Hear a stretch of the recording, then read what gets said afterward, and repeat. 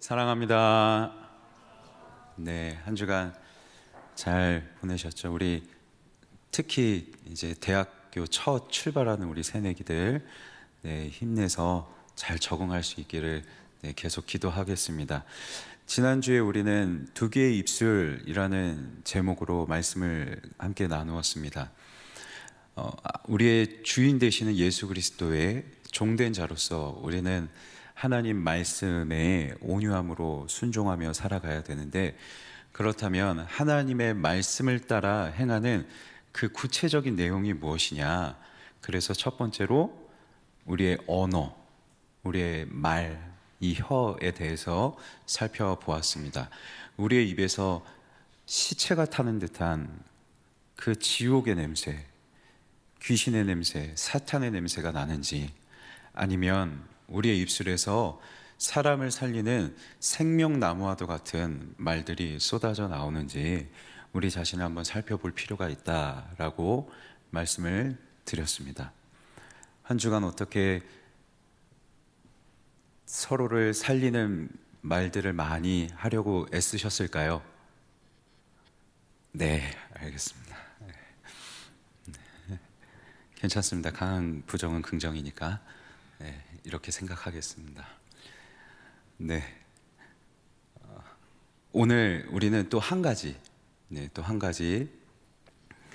또 다른 우리가 말씀대로 살아가는 구체적인 실천 사항에 대해서, 말씀대로 행하는 삶에 대해서 함께 나누려고 합니다. 지난주에 말씀드린 것처럼 야고보서라는 이 편지를 받는 당시 이 흩어져 있는 교회들, 이 교회들에게는 서로를 비방하고 또 무시하는, 그래서 다투는 문제들이 적지 않았다라고 말씀을 드렸습니다. 그 이유 중에 하나가 우월감, 내가 저 사람보다 나을 거다, 내가 저 사람보다 좀 나은 사람이고 싶어 하는 그 우월감, 바꾸어 말하면 내가 하나님 되고 싶은, 높이 서고 싶은 그 마음에 우리는 이 말로 사람을 깎아내린다, 비난한다 라고 말씀드렸죠. 그리고 오늘 이어서 서로를 비방하고 또 무시하는 또는 다투게 되는 다른 한 가지 이유를 야고보가 우리에게 소개합니다. 이 이유를 통해서 우리는 또 말씀 따라 행하는 구체적인 우리의 삶의 태도를 발견할 수 있게 됩니다. 1절에서 야고보가 이렇게 기록하고 있습니다. 너희의 싸움이 어디로부터, 그리고 다툼이 어디로부터 오느냐? 교회 안에서 성도들끼리 서로 싸우고 다투는 거죠. 그런데 여기 싸움, 다툼은 군사 용어입니다. 군인과 군인이 서로 전투를 벌일 때 사용하는 단어가 싸움 그리고 다툼입니다. 왜 군사 용어를 기록했을까요? 교회 공동체가 서로 다투는데 군사 용어로 기록합니다. 우리가 기억해야 될 것이 있습니다. 아무리 사소한 다툼이고 사소한 말, 사소한 태도라 할지라도 그 태도 하나가 얼마든지 교회 공동체를 전쟁터로 만들 수 있습니다. 쑥대밭으로 만들 수 있습니다. 그래서 야고보는 싸움, 다툼을 군사용어로 기록하면서 우리의 작은 다툼이 교회 이 공동체를 전쟁터 만들 수 있다, 그러니 주의해야 한다라고 기록하고 있는 것이죠. 그러면 교회의 다툼이 어디서 오느냐? 여기에 대해서는 이렇게 기록해요. 너희 지체 중에 싸우는 정욕으로부터 오는 것이 아니냐. 교회가 다투는 이유가 정욕 때문이래요. 도대체 이 정욕이 무엇을 의미하느냐? 이 정욕이라는 것에 교회가 큰 영향을 받고 있고, 영향을 받다 보니 이 정욕 때문에 다툰다는 거죠. 그렇다면 이 정욕이라는 단어가 도대체 무엇이길래? 헬라어로 헤도니, 여기서 파생된 단어가 헤도니즘, 쾌락주의입니다. 이 정욕이라는 말을 우리는 쾌락 또는 갈망이라고 해석할 수 있습니다. 이 쾌락이라고 하는 것은 내 만족을 추구하는 행위예요. 내가 만족할 만큼 누리고 싶어하는 그 마음, 그 감정, 그 감정 따라 행하는 모든 행동을 쾌락 또는 갈망이라고 합니다. 말씀드린 것처럼 여기서 파생된 것이 쾌락주의, 내 만족을 누리며 살아가는 것이 이 세상에서 제일의 선이다. 최고의 선은 내 만족이다. 내 만족을 추구하며 살아가야 이 세상에서 우리는 행복을 누릴 수 있다. 이게 쾌락주의의 큰 골자입니다. 이 쾌락주의가 오늘날 우리가 살아가는 우리 사회에 너무 만연하게 퍼져 있어요. 남들이 누리고 있는 학벌, 직업 또는 직위, 집, 차, 좋은 것들을 가지며 살아야 내 만족을 누릴 수 있고 이게 행복이다 라고 말하고 수많은 매체들을 통해서 떠들고 있는 것이 오늘날 사회의 모습이죠. 그런데 이 쾌락주의 안에는 이런 말도 있습니다. 쾌락주의의 역설이라는 단어가 있습니다. 끊임없이 내 만족을 추구하며 살아가요. 좋은 직장을 얻기 위해서, 좋은 학교를 다니기 위해서, 좋은 집을 얻기 위해서 끊임없이 노력합니다. 그런데 채워지지가 않는 거죠. 조금 만족을 했는데 여기서 내 마음이 머무는 게 아니라 더 큰 것을 원하게 돼요. 그러면 또 더 큰 것을 만족하고자 고통스러워하는, 부족해하는, 만약에 내게 채워지지 않으면 좌절하고 절망하고 불행하게 여기는, 그래서 내가 그렇게 누리고 싶어 했던 쾌락, 내가 그렇게 얻고 싶어 했던 정욕, 그런데 그 정욕과 쾌락이 오히려 그 사람을 공격하죠. 불행하게 만들어요. 좌절하게 만들어요. 그래서 쾌락주의의 역설이라는 단어가 있습니다. 쾌락주의만 있을까요? 개인주의의 영향도 큽니다. 적어도 나 한 사람만큼은 행복해야 돼요. 개인주의까지 만연해지다 보니 다른 사람의 행복보다는 나 한 사람의 행복이 우선합니다. 이 두 가지의 영향으로 서로를 축복하는 게 없어요. 경쟁이 우선이고, 저 사람보다는 내가 잘 돼야 되고, 그래야 행복이고, 축복이 사라지고 오히려 경쟁과 나 한 사람의 행복을 위해서 끊임없이 이것만을 추구하며 살아가는 것이 오늘날 이 사회에 퍼져 있는 수많은 사람들의 모습, 이게 우리가 살아가는 이 세상의 모습이기도 합니다. 그런데 문제는 무엇이냐? 이건 세상의 모습이에요.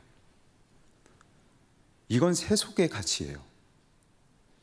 그런데 쾌락주의, 정욕, 개인주의라는 이 세속의 가치를 교회로 가져오는 거죠. 우리도 세상에 속해서 살아가기 때문에 이런 것들의 영향을 받습니다. 물이 듭니다. 눈에 보고 귀로 듣게 됩니다. 그런데 그것을 그대로 교회로 가지고 와서 저 사람은 누리고 있나? 저 사람은 얼마나 가지고 있나? 나는 저 사람만큼 좋은 학벌과 좋은 직장을 다니고 있나? 이 기준으로 서로를 바라보는 거예요. 서로를 향한 대하는 태도가 달라지는 거죠. 야고보는 이게 교회의 심각한 문제 중 하나라고 생각했습니다. 그래서 이게 교회에 어떤 아픔을 가져오는지 이어지는 말씀에 이렇게 기록하고 있습니다. 말씀을 통해 확인하시죠. 너희는 욕심을 내어도 얻지 못하여 살인하며 시기하여도 능히 취하지 못함으로 다투고 싸우는도다.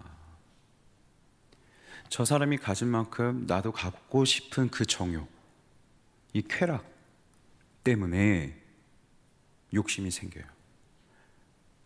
저 사람이 갖고 있는데 내가 누리지 못한다는 마음 때문에 시기하게 돼요. 이 시기와 욕심으로 마음이 가득하다 보니 그 사람을 향하는 대우가 공격적이 되는 거죠. 다투고 싸우게 됩니다. 예수님의 제자들도 그랬습니다. 여러분 잘 아시듯이 세베대의 두 아들 야고보와 요한이 어머니와 함께 예수님을 찾아옵니다. 예수님, 주의 영광에 이르실 때 예수님이 주의 나라에 이르실 때 예수님 우편에 내 아들놈 하나, 예수님 왼편에도 또 내 아들놈 하나 옆에 앉게 해주십시오 라고 부탁합니다. 예수님이 주의 나라에 임하실 때 양쪽에 내 아들놈 하나 세워주세요 라는 부탁이 예수님 양쪽이라고 해서 믿음 좋게 해달라는 부탁은 결코 아니었습니다. 당시 사람들은 예수님께서 강한 힘으로 로마를 점령하고 예루살렘의 왕이 되실 거라고 믿었습니다. 예수님을 그렇게 군주적 메시아로 믿었어요. 예루살렘의 왕이 돼서 예루살렘에 입성하시게 되면 그때 내 두 아들을 예수님 양옆에 있게 해달라는 거죠. 어느 시대나 어느 사회를 막론하고 왕의 양옆에 서 있는 사람은 왕 다음으로 막강한 권력자, 믿음이 아니었습니다. 왕 옆에 설 수 있다는 그 막강한 권력, 이 사회적인 기준, 사회적 정욕을 가지고 제자 공동체로 가지고 들어와서 내가 그 옆에 서고 싶습니다. 나는 누리고 싶습니다. 나만큼은 누리고 싶습니다. 그 말을 들은 제자들이 뭐라고 해요? 네가 뭔데? 다투는 거죠. 제자 공동체가, 그것도 예수님 면전에서요. 사회적 기준을 가지고 들어와서 정욕을 따라 서로를 바라보고 서로 다툽니다. 시기합니다. 욕심을 냅니다. 살인이다. 야고보는 이게 살인이나 다름없다. 왜요? 교회에 교회됨이 없어요. 세상은 세속적인 가치로 살아가되 교회는 세속적인 가치로부터 구별되어서 하나님 나라와 하나님 나라의 그 가치로 살아가야 되는데 교회에 교회됨이 없어요. 교회가 세상과 똑같아요. 기억하세요. 얼마든지 우리가 사회적 기준으로 서로를 바라보고 다투게 되면 교회를 죽이게 됩니다. 전쟁터로 만들 수 있어요. 그래서 야고보가 계속해서 강한 어조로 우리를 향해서, 그리고 당시 교회를 향해서 이렇게 권면하고 있는 것이죠. 문제는 오늘 우리에게도 이런 모습이 얼마든지 있을 수 있다는 겁니다. 우리 다 세상에 속해서 살아가면서 각자 다른 것을 가지고 살아가고 있기 때문에 서로를 비교하게 돼요. 말씀드린 것처럼 학벌, 직장, 저 사람의 직업, 또 위치, 이런 것들로 서로를 비교하고 시기하고, 내가 남들보다 좀 높고 잘 살고 있는 것 같으면 다른 사람을 무시하게 되고요. 이런 다툼이 얼마든지 있을 수 있다는 거죠. 세속적인 가치만 그럴까요?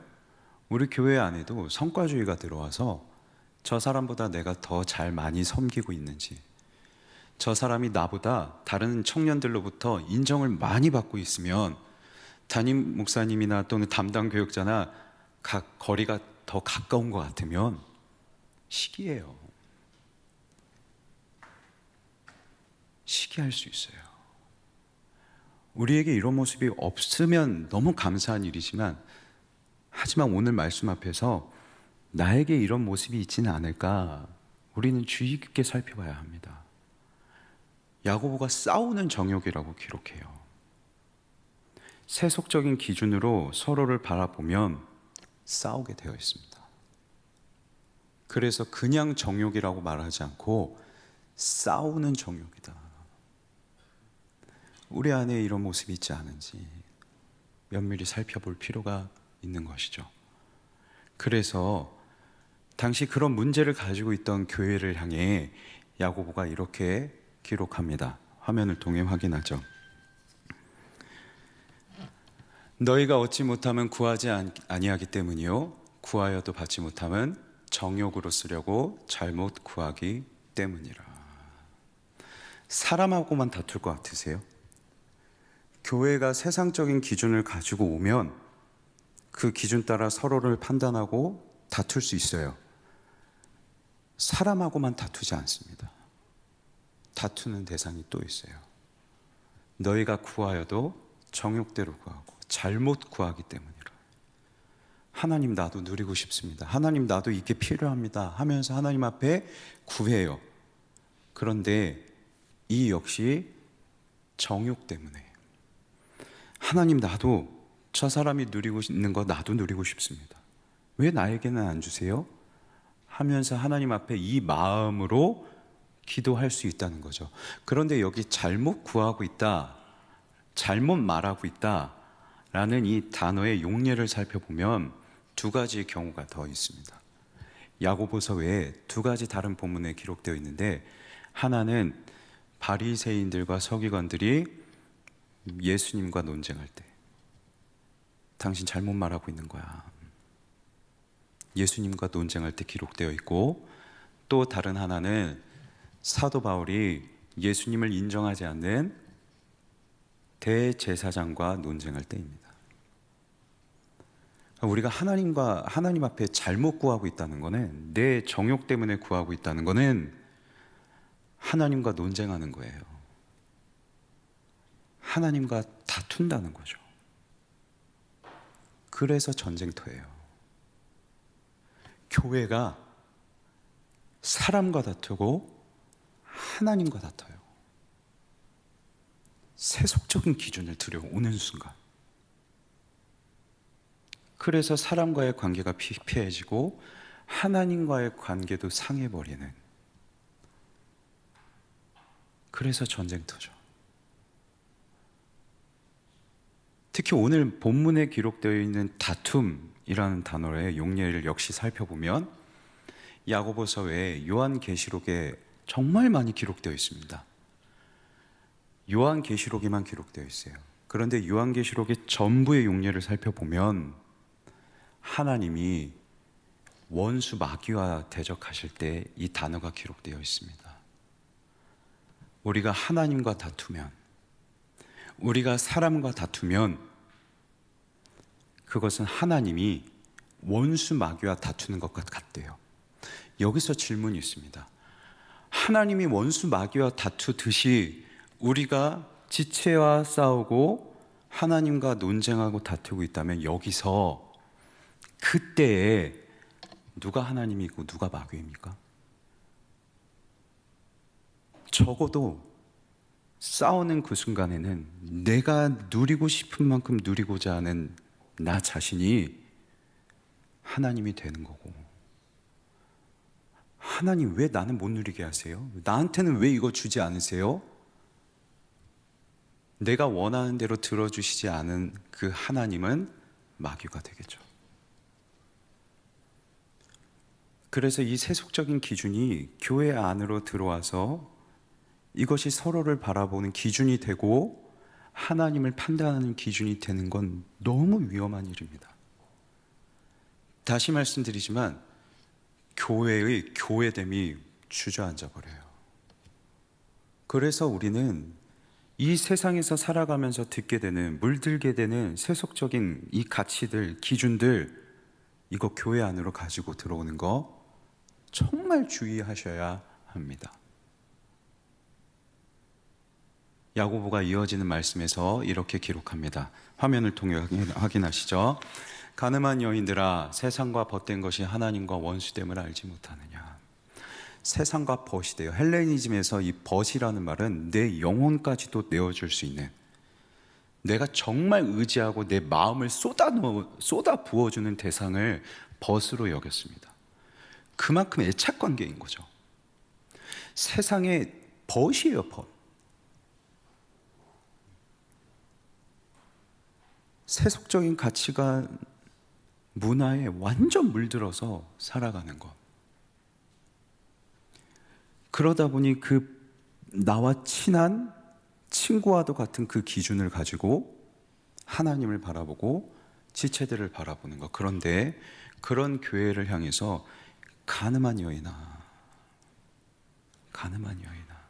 여기서 우리는 하나님과 우리의 관계를 확인할 수 있습니다. 하나님과 우리의 관계는 어떤 관계일까요? 벗일까요? 법보다 더 진한 관계입니다. 세상은 우리가 친밀하게 여겨서 너 내가 요구하는 대로 살아가야 돼, 내 가치관대로 살아가길 바래 라고 친밀한 관계를 우리에게 요구하지만, 교회인 우리에게는 이미 정해져 있는 관계 하나가 있으니 우리는 하나님과 혼인한 관계예요. 그리스도의 신부입니다. 그래서 가늠한 여인들아, 그리스도의 신부인데, 그리스도의 신부로서 내 신랑 되시는 하나님의 가치로, 하나님의 문화를 따라 하나님의 말씀대로 순결하게 살아가야 되는 것이 성도요, 교회인데, 교회 안에서나 교회 밖에서나 자꾸 세속적인 가치에 친한 벗되어 살아가니 하나님 보시기에 가늠한 거죠.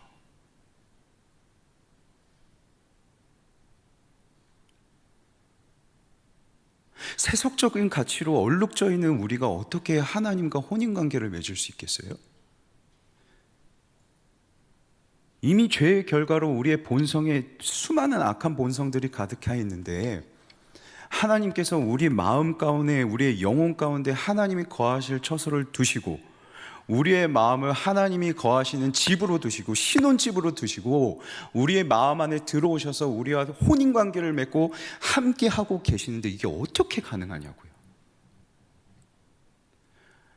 자기 독생자 예수 그리스도를 십자가에서 죽이시고, 그가 흘리신 피를 우리의 이 얼룩진 마음, 세속적인 가치, 세상과 벗하고 있는 우리의 마음을 그 피로 덮으시고 바르셔서 너 깨끗하다 여겨주시고, 깨끗한 그리스도의 신부로 여겨주시기에 우리가 하나님과 혼인관계를 맺고 살아가는 것이죠. 그래서 우리는 우리의 그리스도의 신부됨, 이 교회라는 정체성을 기억하고, 이제는 얼룩진 세상의 가치대로 살아가는 게 아니라 깨끗하게 된 자, 하나님께서 피로 닦아주신 자임을 기억하며 하나님 나라, 하나님의 문화, 하나님의 가치관으로 살아가고, 교회 안에서도 그런 사람들의 모임이니 하나님 나라의 가치관으로 살아갈 수 있어야 되는 것. 하나님은 시기하시는 하나님이세요. 우리의 신랑으로서의 권리를 누리고자 하시는 분이세요. 벗의 관계와 혼인 관계의 중요한 결정적인 차이 하나, 관계가 깨지는 순간 혼인 관계는 법적 책임을 묻습니다. 우리가 자꾸만 세속적인 기준으로 다투고 서로를 판단하고 비방하는 것이 우리 안에서 이루어지는 모습이라면, 오늘 우리가 읽은 말씀처럼 그것은 하나님과 원수되는 거예요. 파탄나는 거예요. 혼인관계가. 하나님은 거기에 책임을 지십니다. 교회를 죽이게, 교회의 교회됨을 무너뜨리고 있기에 하나님은 반드시 거기에 대해서 책임지세요. 소멸하시는 분이시기에, 질투하시는 하나님이시기에 반드시 책임을 물으십니다. 그래서 우리는 두려워하는 마음으로 우리 안에 과연 우리 서로를 향하는, 우리의 교제하는 그 중심 가치가 무엇인지, 과연 세속적인 기준인지 아니면 우리는 하나님 나라의 가치를 가지고 서로를 대하고 있는지 돌이켜보면서 이어지는 말씀을 정말 주의 깊게 살펴볼 필요가 있습니다. 화면을 통해 확인하시죠. 그러나 더욱 큰 은혜를 주시나니. 교회를 보니 다퉈요. 서로 더 누리고 싶어서 욕심 때문에 서로를 비방해요. 그러나 그 교회에 하나님은 질투하시는 하나님이시기도 하지만 더 큰 은혜를 주신대요. 그러므로 일렀을 때 하나님이 교만한 자를 물리치시고 겸손한 자에게 은혜를 주신다 하였느니라. 하나님은 교회를 책임을 묻지 않으시고 더 큰 은혜를 주시는데, 교회가 어떻게 할 때요? 겸손할 때. 교만함을 걷어내고 겸손할 때 하나님은 그 교회를 치유하세요. 그 관계를 치유하세요. 그렇다면 교만은 무엇이고 겸손은 무엇일까요? 교만은 그 단어를 직역하면 다른 사람 위에 올라선다는 말입니다. 겸손은 페이노스, 흙이라는 단어예요. 흙.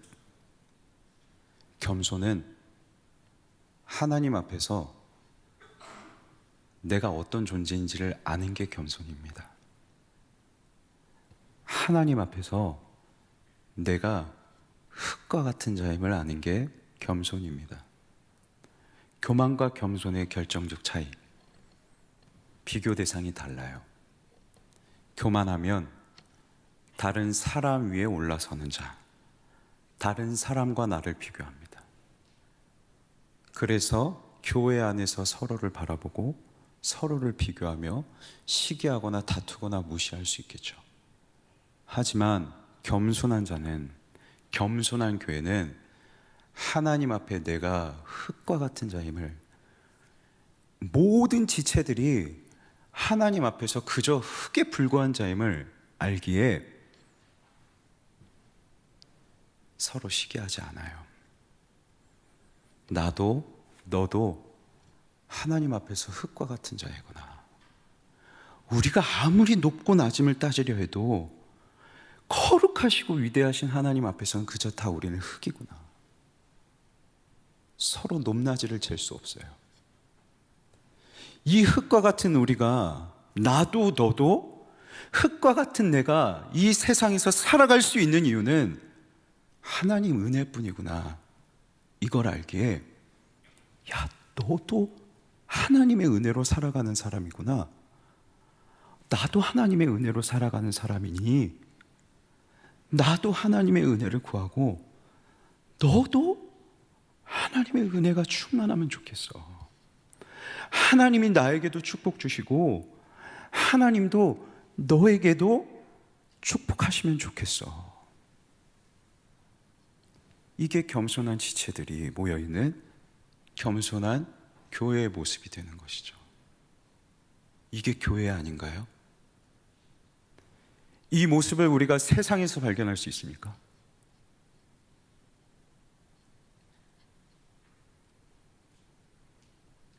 나도 축복받고 너도 축복받고 너나 나나 동일한 흙과 같은 존재야.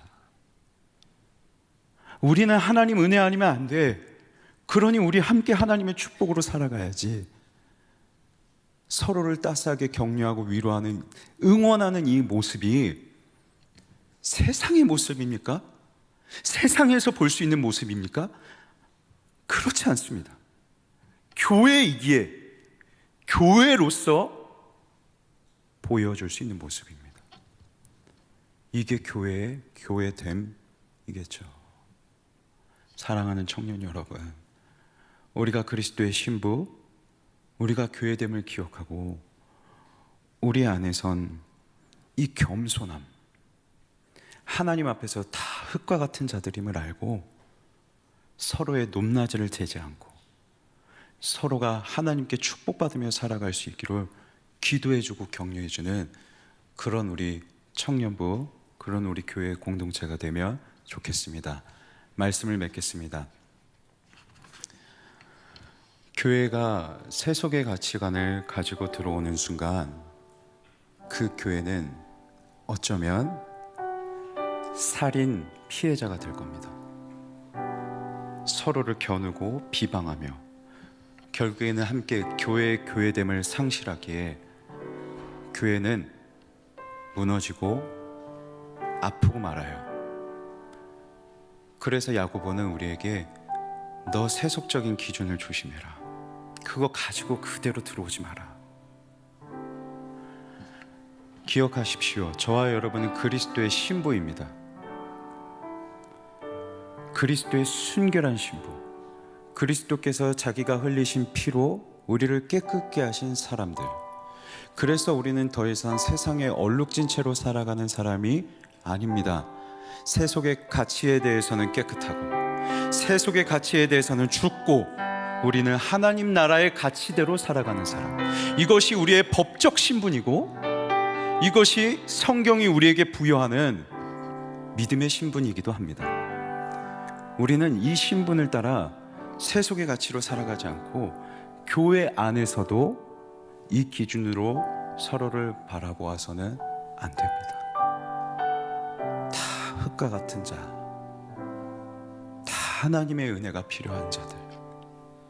이 윤목사도 하나님의 은혜가 필요합니다. 여기 계신 여러분 한 사람 한 사람들 다 하나님의 은혜가 필요한 자들입니다. 세상은 우리를 다 경쟁시켜요. 너보다 너가 더 잘해야지. 누가 더 잘하나 경쟁시켜요. 적어도 우리는 우리끼리 모였을 때는 우리는 함께 축복받자. 함께 하나님 은혜로 살아가자. 이게 우리의 모습이 되길 주님의 이름으로 간절히 소망합니다.